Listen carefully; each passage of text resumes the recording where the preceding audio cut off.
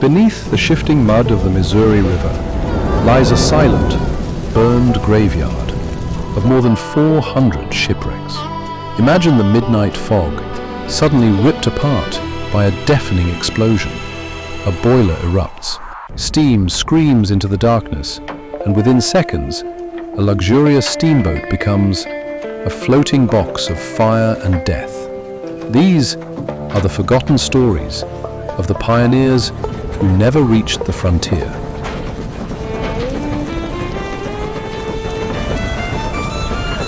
We descend into the depths of the treacherous Big Muddy to uncover the skeletal remains of iron and oak.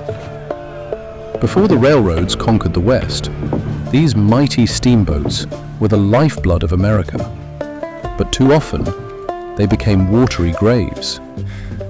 Witness the final frantic moments of the vessels the river swallowed whole and history simply forgot.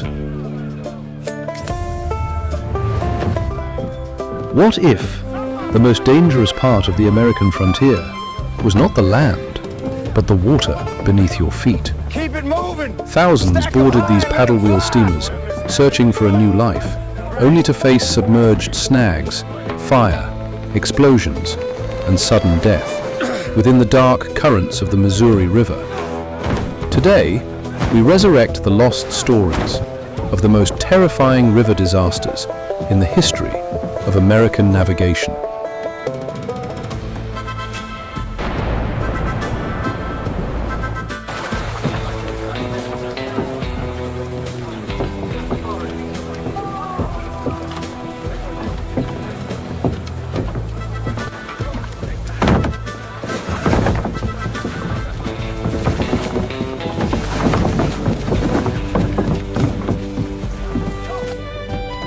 May 17, This way, please. 1849. Careful with that trunk. Our cabin should be just ahead. St. Louis is not merely a city, it is the gateway to the American West. Its harbor is crowded with steamboats that serve as the lungs of American commerce. Among them, moored along Cherry Street, rests the White Cloud. No one knows that deep within its cargo hold, a single spark is about to change the history of architecture and river safety forever.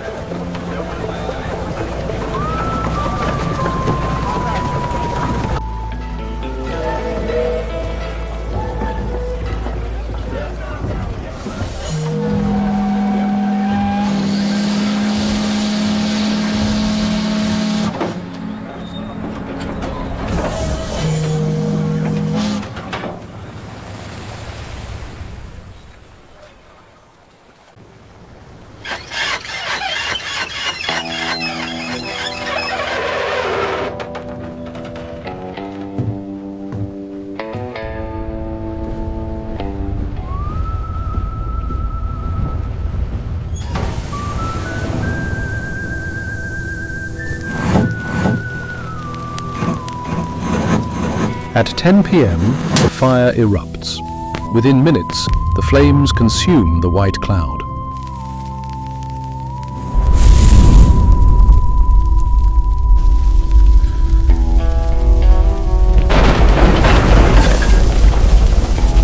But the tragedy becomes a catastrophe when the mooring lines burn through and finally snap apart. The ship, now transformed into a floating torch, is carried away by the current of the Mississippi River. Like a messenger of death, it crashes into other vessels. One after another, 2 steamboats are transformed into gigantic infernos. The river itself looks like flowing lava. The heat becomes so intense that the citizens standing along the shore are forced to retreat from the blinding glow of the firestorm.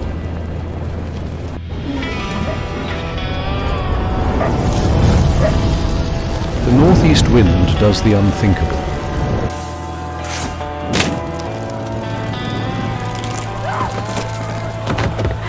Run!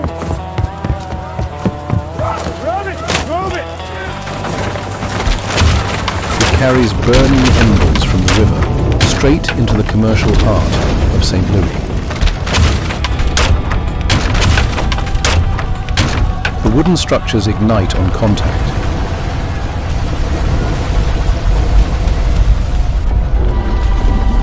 For 6 straight hours, the city burns, completely out of control. 430 buildings vanish into fire, smoke, and collapse.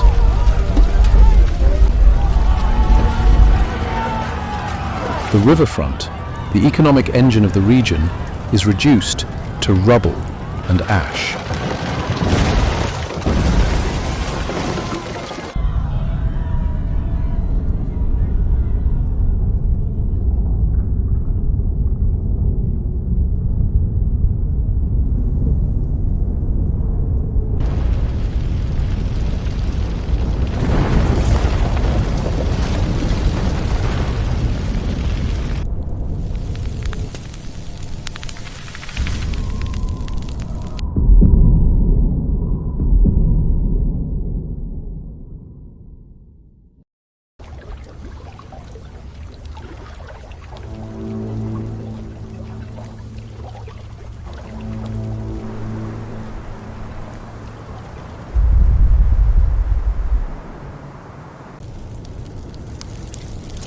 The toll is devastating.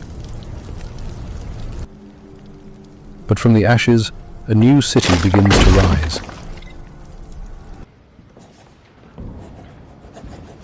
St. Louis bans wooden construction throughout the heart of the city, forcing the use of brick and stone. A decision that would give St. Louis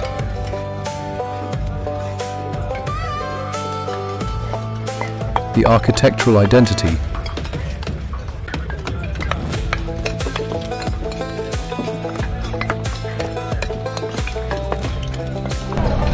it still carries today. The white cloud did not merely destroy a fleet. It forced an entire nation to rethink how cities are built when they aspire to endure forever.